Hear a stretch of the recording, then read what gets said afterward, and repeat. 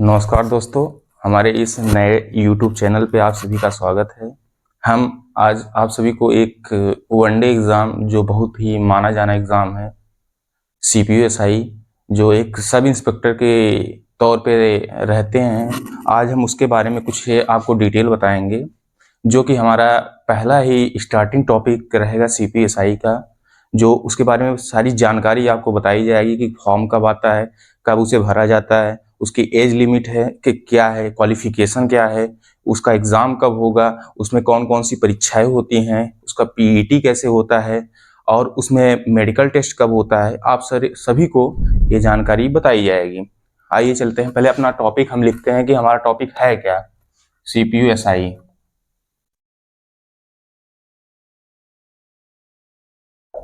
जो कि ये सब इंस्पेक्टर की जॉब होती है।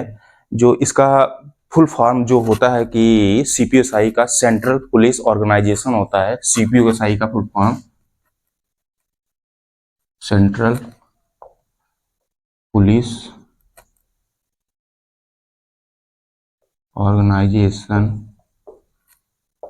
ऑफ सब इंस्पेक्टर, जो इसका फुल फॉर्म होता है CPU-SI का। इसमें आपका दिल्ली पुलिस और जैसे BSF, CISF और असम AR असम राइफल्स और बहुत सी सारी जॉब्स होती हैं जिसमें आपको मिलता है सब इंस्पेक्टर के तौर पे। जैसे आपका इसमें मिलेगा दिल्ली पुलिस रहता है, और आपका फिर सेंट्रल के जितने भी होते हैं आर्म फोर्स होते हैं उनमें मिलता है।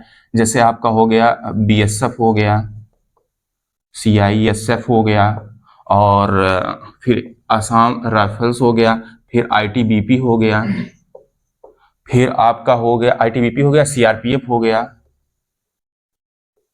Many jobs are eligible on this मतलब कि CPU-SI में। जो आपका दिल्ली पुलिस होता है ये सबसे हार्ड होता है, क्योंकि इसमें जो कट ऑफ जाता है आपका बहुत ऊपर जाता है। और रही बात इन सब की जो कट ऑफ जाती है बहुत कम जाती है BSF, CISF, AR, ITBP और CRPF का, क्योंकि इनका रीजन है दिल्ली पुलिस में जो जॉब लगती है आप दिल्ली पुलिस में ही रहेंगे, और ये आपकी सिर्फ दिल्ली में ही जॉब लगती है, इसके अलावा अदर स्टेट में आपका नहीं जाता है। लेकिन BSF, CISF, AR, ITBP, CRPF जो होता है ये आपको अदर स्टेट में भी जाना पड़ता है, क्योंकि इसी का कारण इनका जो कट ऑफ होता है बहुत कम होता है। देखिए इसमें दो रीजन है, जो आपका CPU-SI होता है और CGL होता है। क्योंकि इसमें CGL के जितने भी बच्चे होते हैं, जितने भी लोग होते हैं, वो CPU-SI में फॉर्म भरते हैं। CPU-SI में भी फॉर्म बनते हैं। तो इसका रीजन होता है क्योंकि इसकी कट ऑफ तब हाई चली जाती है। फर्स्ट जो टीयर फर्स्ट होता है इसकी कट ऑफ, क्योंकि यहाँ के जो CGL के बच्चे होंगे जब CPU-SI में आएंगे इनका कट ऑफ हाई जाएगा। और रही बात जब इसका फिजिकल होता है CPU-SI का, तो इसमें जो CGL के बच्चे हैं वो फिजिकल नहीं दे पाते, क्योंकि इसमें जो फिजिकल हो ये थोड़ा टफ होती है। तो जिनका डेली का रूटीन रहता है फिजिकल तैयार करने का और पेपर के बेसिस पे, तो वो जो CPU-SI का एग्जाम अच्छे से पढ़े होते हैं उनका आराम से हो जाता है। इसीलिए कहा जाता है यहाँ से जो फिजिकल आता है तो यहाँ के CGL के बच्चे यहाँ से निकल जाते हैं। यहाँ से तब कट ऑफ आपकी धीरे धीरे डाउन हो जाती है। तो जो दिल्ली पुलिस की कट ऑफ होती है वो बहुत हाई जाती है। BSF, CISF, AR, ITBP, CRPF इन सब की कट ऑफ बहुत कम जाती है। तो हम आज इसके बारे में बात करेंगे। इनका पहले स्टार्टिंग का क्या रहेगा। हमारा सबका टारगेट है कि CPU-SI 2025 के बेसिस पे, अभी हाल ही में इसका कैलेंडर आया है, SSC का कैलेंडर आया है, जिसमें बताया गया है कि इसका एग्जाम जो होगा जुलाई टू अगस्त, एक रेशियो बताई गई है कि SSC CPU ऐसा जो एग्जाम होगा जुलाई टू अगस्त होगा, जो एक अनुमानित डेट रखी गई है कि SSC इसमें कंडक्ट करेगी। इसके बारे में आप सबका क्या हमारी तैयारी बताते हैं कि क्या होता है। सबसे फर्स्ट टॉपिक हमारा रहेगा कि इसमें आपका फॉर्म कब से भरा जाएगा। फॉर्म फिलअप, फिर आपकी इसमें क्वालिफिकेशन क्या होगी, क्वालिफिकेशन, फिर आपकी एज लिमिट क्या होगी, फिर आपकी एज लिमिट क्या होगी, एज लिमिट के बाद आपका फिजिकल क्या हो, फिजिकल में क्या क्या क्राइटेरिया होंगी, फिजिकल क्राइटेरिया, एंड एटलीस्ट इसमें आपका पेपर कौन कौन से होंगे, पेपर कौन कौन से हो गए? फॉर्म फिलअप ये आपका कब से होगा? 2025 के अनुसार जब आपका फॉर्म भरा जाएगा तो आपकी डेट आएगी, लगभग आपका अप्रैल से फॉर्म फिलअप होना शुरू होगा और मई तक होगा, मार्च, हाँ मई तक लगभग होगा, अप्रैल से मई तक इसका फॉर्म फिलअप होगा। इसमें क्वालिफिकेशन क्या होती है? आपका ग्रेजुएशन रहना चाहिए इन एनी स्ट्रीम, आप किसी भी स्ट्रीम से ग्रेजुएशन आपका कंप्लीट है तो आप इस फॉर्म के लिए फिलअप कर सकते हैं। अब सबसे बड़ा मेन रीजन रहता है कि सर इसमें अपीयरिंग वाले भर सकते हैं कि नहीं। देखिए आपका अपीयरिंग वाले तब भर सकते हैं, जैसे इसमें मेन रीजन रहता है कि सर अपीयरिंग वाले भर सकते हैं कि नहीं। अपीयरिंग वाले तब भर सकते हैं कि जो इसकी लास्ट डेट रहेगी, फॉर्म फिलअप करने की लास्ट डेट रहेगी, तब तक इसका रिजल्ट आ जाना चाहिए। आपका ग्रेजुएशन का रिजल्ट तब तक आ जाना चाहिए जब आपकी लास्ट डेट जो रहेगी फॉर्म फिलअप करने की। फिर इसमें एज लिमिट क्या रहती है? इसमें देखिए एज लिमिट अलग अलग डिवाइड रहती है। जैसे आपका हो गया, देखिए इसमें 3 पार्ट में हम डिवाइड कर रहे हैं। पहला हो गया आपका जनरल हो गया, जनरल और ईडब्ल्यूएस, फिर आपका ओबीसी हो गया, फिर आपका एससी और एसटी हो गया। अब देखें जनरल और ईडब्ल्यूएस जो होती हैं इनकी एज लिमिट जो होती है आपकी 20 से 25 होती है, 20 से 25 ईयर। और जो ओबीसी होते हैं इनका 18 से 25 होती हैं। और जो एससी एसटी होती हैं इनका 18 से 30 होता है एज लिमिट। अब इसमें एज रिलैक्सेशन भी होता है, 1 साल का एज रिलैक्सेशन होता है। जो आपकी एससी रहती है इनका 5 साल का एज रिलैक्सेशन रहता है, 5 साल आपका इसमें छूट रहेगा एससी एसटी में। और ओबीसी में आपको 3 साल छूट दिया जाता है एज रिलैक्सेशन में। और रही बात फिर जैसे कुछ लोग होते हैं जो स्पोर्टमैन रहते हैं, अदर कोटा से रहते हैं, उनको 5 साल का छूट दिया जाता है। जैसे मान लीजिए स्पोर्टमैन हूँ, अदर कोटा से भी हूं तो उनको 5 ईयर का एज रिलैक्सेशन दिया जाता है। ये तो हुआ आपका एज लिमिट। अब हम पहले पेपर के बारे में बात कर लेते हैं, इसका पेपर कैसे होता है, पेपर के बारे में हम डिस्कस करेंगे। पेपर देखिए इसका 2 ठो होता है, जिसमें पेपर फर्स्ट होता है और पेपर सेकंड होता है। पेपर फर्स्ट देखिए पहले 4 पार्ट में इसका पेपर होता है। पहले तो पेपर फर्स्ट होगा, फिर आपका इसके बाद पीईटी होता है, फिजिकल होता है, फिर आपका पेपर सेकंड होता है, फिर इसके बाद आपका मेडिकल होता है, हाँ फिर इसके बाद मेडिकल होता है। अब पेपर फर्स्ट में आपका क्या क्या आता है? पेपर फर्स्ट में चार ठो टॉपिक आते हैं पेपर फर्स्ट में। पेपर फर्स्ट में जैसे आपका हो गया मैथ हो गई, फिर आपका रीजनिंग हो गया, फिर आपका इंग्लिश हो गया, फिर आपका जीएस हो गया। ये आपका पेपर फर्स्ट में आता है। पेपर फर्स्ट में कितने मार्क का कितने क्वेश्चन आते हैं? जैसे 50 नंबर का 50 क्वेश्चन इसमें आते हैं जो कि ये 50 मार्क का रहते हैं। 50 क्वेश्चन रीजनिंग का आते हैं, 50-50 का सारा रहता है। 50 इंग्लिश का 50 मार्क के, 50 जीएस का 50 मार्क के। टोटल इनका जो नंबर रहता है वो 200 नंबर का रहता है।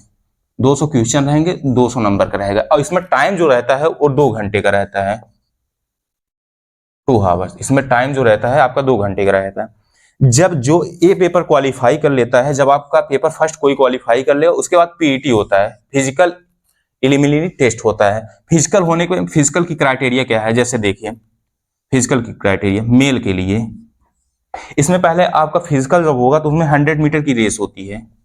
100 मीटर की रेस होगी जो कि आपको 14 सेकंड में लगभग कवर करनी होती है। 100 मीटर की रेस होती है। फिर इसके बाद 1600 मीटर की रेस होती है जो कि आपको 6 मिनट 30 सेकंड के लगभग आसपास कवर करनी होती है।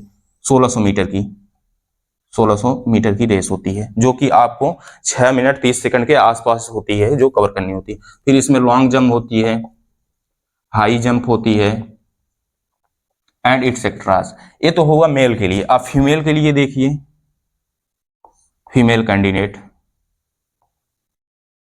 इनके लिए क्या होता है? 100 की मीटर रेस जो होती है ये लगभग 18 सेकंड में होती है। और इनका 800 मीटर का फुल रेस होता है जो कि ये होता है आपका 4 मिनट का, ये 18 सेकंड का होता है। इनके इनके भी लॉन्ग जंप होता है एंड हाई जंप। ये हुआ आपका फिजिकल का हुआ। अब हाँ, फिजिकल का मतलब कि पीईटी का हुआ। अब पेपर 2 में क्या होता है, पेपर 2 में आपका पूरा इंग्लिश रहता है, इंग्लिश रहता है। ये 200 मार्क्स का रहता है, इसमें भी 2 घंटे रहते हैं, पूरा इसमें इंग्लिश रहेगा। देखिए अब जो इसकी फाइनल कट ऑफ बनती है वो पेपर फर्स्ट और पेपर सेकंड को मिला के बनती है, फाइनल कट ऑफ आपकी जो बनेगी।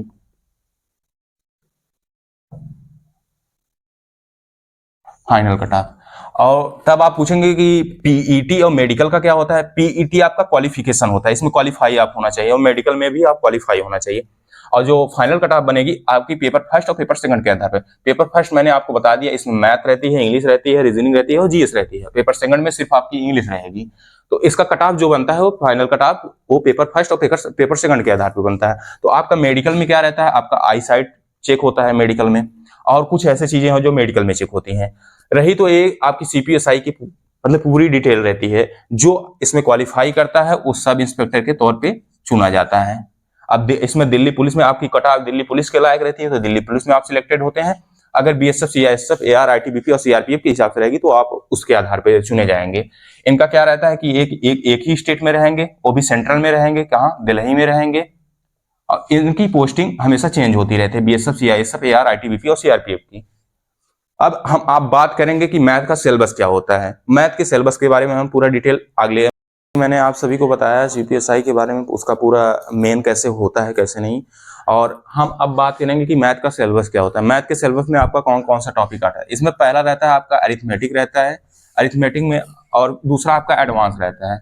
इसमें 2 टॉपिक रहते हैं। अरिथमेटिक में आपका क्या क्या आता है, इसमें जैसे हो गया नंबर सिस्टम हो गया, पावर इंडाइसेस एंड सर्ट्स हो गया, सिंप्लीफिकेशन हो गया, परसेंटेज हो गया, प्रॉफिट एंड लॉस हो गया, डिस्काउंट हो गया, SI and CI, simple interest and compound interest हो गया, और रेशियो एंड प्रोपोर्शनल हो गया, ये हो गया, पार्टनरशिप हो गई, मिक्सचर एंड एलिगेशन हो गया, टाइम एंड स्पीड, वर्क हो गया, टाइम वर्क एंड वेजेस हो गया, पाइप एंड सिस्टर्न हो गया, 15 है आपका टाइम डिस्काउंट एंड ट्रेन हो गया, और फिर आपका रेस बोट एंड स्ट्रीम हो गया, फिर आपका 17 एवरेज एंड एवरेज स्पीड हो गया, फिर आपका 18 एलसीएम एंड एचसीएफ हो गया, फिर आपका 19 डाटा इंटरप्रिटेशन हो गया, और फिर आपका 20 प्रोबेबिलिटी एंड स्टैटिक्स हो गया। ये तो आपके अरिथमेटिक टॉपिक हैं, अरिथमेटिक के आते हैं। फिर एडवांस में आपका क्या आता है, एडवांस में देखिए अलजेब्रा हो गया, क्वाड्रेटिक इक्वेशन हो गया, ट्रिग्नोमेट्री हो गई, circle and mensuration of angle हो गया, मैक्सिमम एंड मिनिमम हो गया, हाइट एंड डिस्टेंस हो गई, कोऑर्डिनेट ज्योमेट्री हो गई, फिर आपका geometry and mensuration of 2D and 3D हुआ।